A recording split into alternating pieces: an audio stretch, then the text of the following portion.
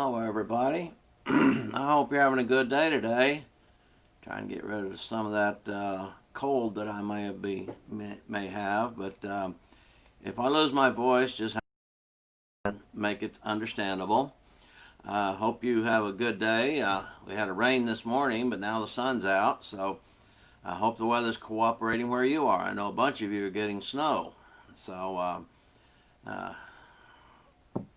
enjoy it. I'd like to see it. But anyway, um, the title of the lesson today is Who Will We Blame Next? See, it seems that everyone who has a problem tends to blame someone other than themselves for their situations in life.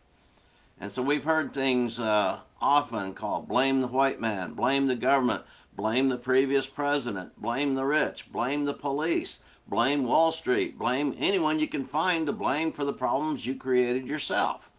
And that's the way it is. It's always pass the buck to somebody else. And so that is the easy way to shift the blame from yourself. I mean, you do something, but not, you want to blame somebody else.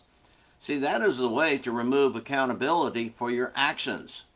And so you might think, I did not do anything wrong in my own eyes. And of course, that's very similar to every man's way is right in his own eyes. I mean, Proverbs 16, verse 2. And there's several passages in Proverbs that kind of do that. Every way, there's a way which seems right to a man, but its end is the way of death. And also, so God is not so quick to accept your belief that someone else should be blamed. See, God said that the soul that sins, it shall die. Ezekiel 18 and verse 20. But someone has to carry the blame, and most people will say, so let it be somebody else. You know, when it comes to sin, most people want to blame Adam and Eve. I mean, that's so easy, and that's one of the prevalent doctrines in our world today, is the idea of original sin. Because they sinned, we have sinned, and it's not anything we did. Well, the Bible speaks plainly that's not the case, but they still promote such a doctrine. And so the blame game, we know, has been taking place throughout human history. See, Adam and Eve, when were the first to blame another for their own sins. Eve blamed the serpent, and Adam blamed the woman whom God had given to him. In 1 Samuel 15, Saul tried to blame the people for not doing what God had commanded him to do. And things have not changed since then. It seems like everyone wants to blame someone else for their own problems. And this is nothing more than shifting responsibility, but it will not. See, it may work in some places. It may work in our society. It may work in government. It may work in the justice system. It may work in a lot of places, but it will not fly when it comes to God. God's going to hold each person accountable, and we know He's going to judge each person based on what they do, not what somebody else does, what they do. And so we see this when we see acts of terrorism or gun violence.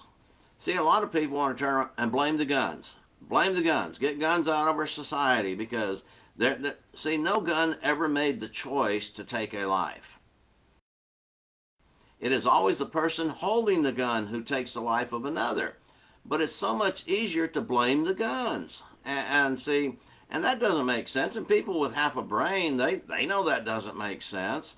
But yet, realize over the past decade, every time we hear about a mass shooting somewhere, the first thing is blame the guns, blame society, blame this or that, but they never put the blame on the person who actually pulls the trigger. You notice that?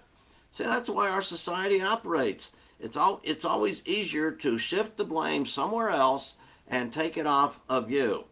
And everybody wants it that way. Everybody sins, and so we'll just blame somebody else, and so therefore I'm not accountable for the actions of another. And that's how they treat things.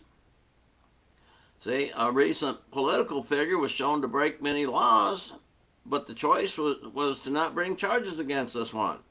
And when public figures get away with breaking the law, it is not long before others decide they can do the same with impunity. And thus we have chaos in our streets. You know, maybe a family member of one of these political figures or public figures. They break the law and sometimes they even publicly brag about it, yet we see no charges by the Justice Department. Now, why is that? Well, I mean, there's a lot of conspiracy theories going around, and some of them sound pretty valid, but we don't know. I mean, there's some inner workings going on which we're not a part of, but realize those people are not Christians. Those people are just basically servants of Satan, and they're going to do any evil they want to do.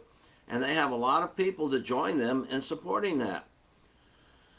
So we see what's going on in our world. A lot of us, we don't like it. And we understand why this is taking place. So I would now like to suggest where we put the blame. All right, it's a huge word with only 2 letters. Me. I am to blame.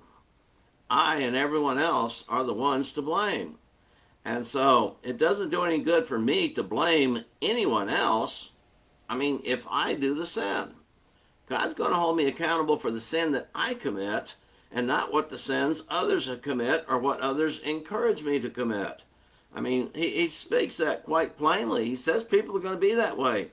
They're going to encourage you to sin, and because they don't want to live a life of righteousness themselves. You know, Romans chapter 1, the last few verses talks about that. And so even Peter talks about the fact that most people, they can't understand why you don't join them in all their riotous living. So we have to understand that God gave us his commands, and many have ignored what he warned us would happen when the law is ignored. So people break the law with impunity, and they think they can get away with it. And a lot of times they do. There's millions of people in this country who are here illegally, but nobody is trying to charge them for it. They just let them go because there are more votes for them, possibly. So that's what happens. See, what happens in our world today, there's hatred and bigotry in our land. I mean, we were supposed to have gotten rid of this a long time ago, and I think we were making some good strides, but then all of a sudden, things started happening, and it came back with a vengeance. And so as a result, we have rioting and looting and all sorts of things taking place, all sorts of violations of the law. But yet, how many people have been arrested for looting and rioting and stuff like that? Or maybe they were arrested by the police, but the DA said, oh, no charges, we'll just let this go. I mean, because there's so many of them. I mean, and some mayors and governors even encourage, let them do it. Don't get in their way. Let them have their rioting and stuff. And you know how much, and this hurts everybody. It doesn't hurt just them, it hurts everybody. So this hatred and bigotry in our land are the results, and I'm going to put the blame here. A lot of the blame, yes, each is responsible, but a lot of the blame is because the churches of our land have not tried to stop it. They promote it. They promote hatred. They promote bigotry. And so they don't have a problem with it. A lot of churches, they get their church members, hey, let's go out and riot with the rest of these people here. I mean, that's against the law, and they know it, but they're going to do it anyway. They call it social reform or social justice. And basically we've heard words like reform and overhauling and, excuse me, revolution in the past few months. Excuse me. All right, so, and really, the churches of today, they're not teaching the truth. And that's what's causing this. More and more people are just leaving churches altogether because the churches are just basically have become just nothing more than what the world offers. And so people return back to the world and don't even consider what God wants from people. And so this doesn't help the problem. And the church, in its mission, is to preach the gospel and also has the charge to teach people the truth and in some ways to keep people in line with the truth. See, Paul told Timothy to preach the word, 2 Timothy 4 and verse 2. He did not tell him to tell stories and feel-good sugar-coated lessons, which you get in most churches nowadays, most places, and even in churches of Christ.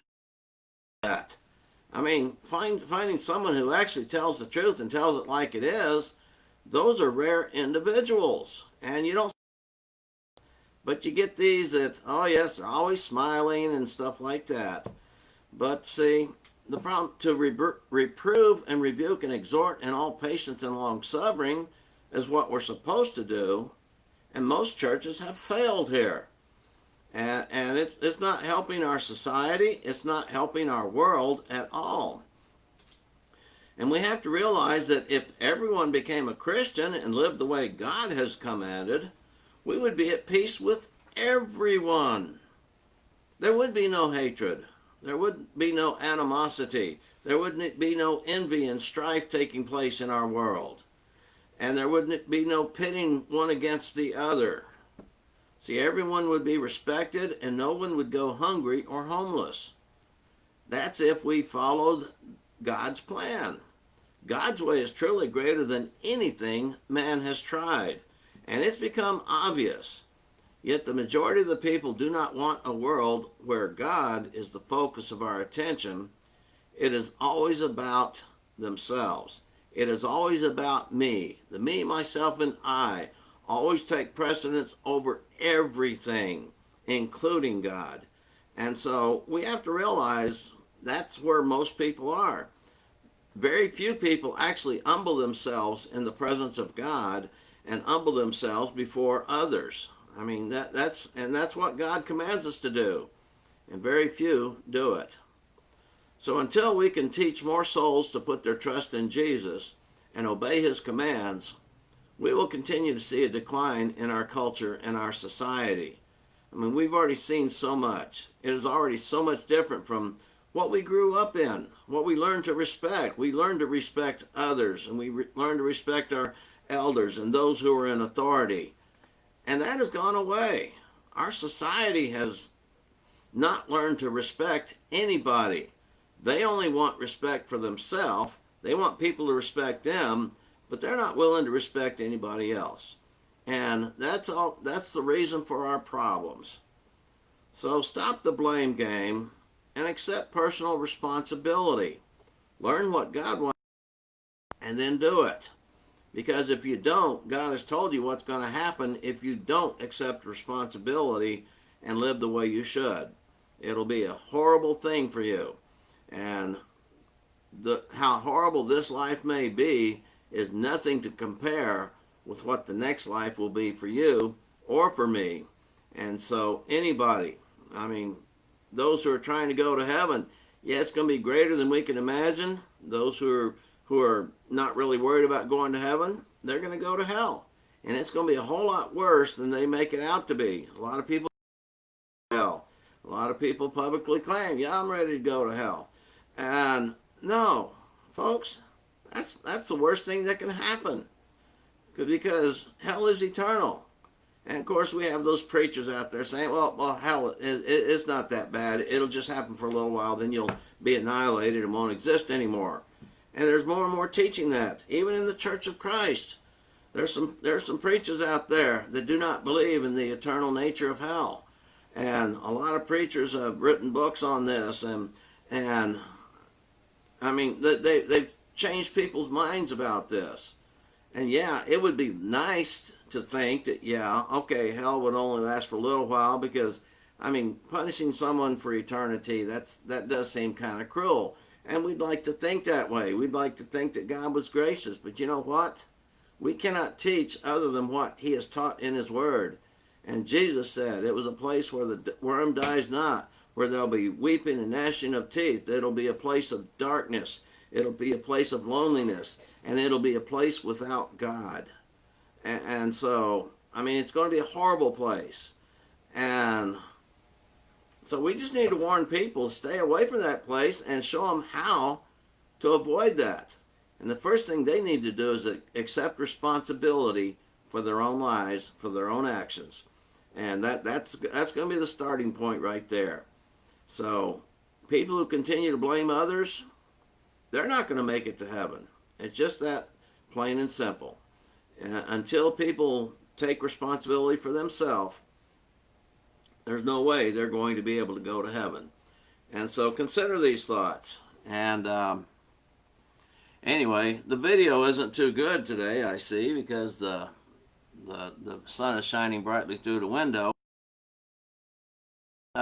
Y'all have a good day. Have a blessed day. Do something for God. Maybe message and consider these thoughts and express them in your own words and post that on Facebook. See what kind of reactions you might get. All right, that's it for today. You have a good day, and Lord willing, we'll see you tomorrow. Bye-bye for now.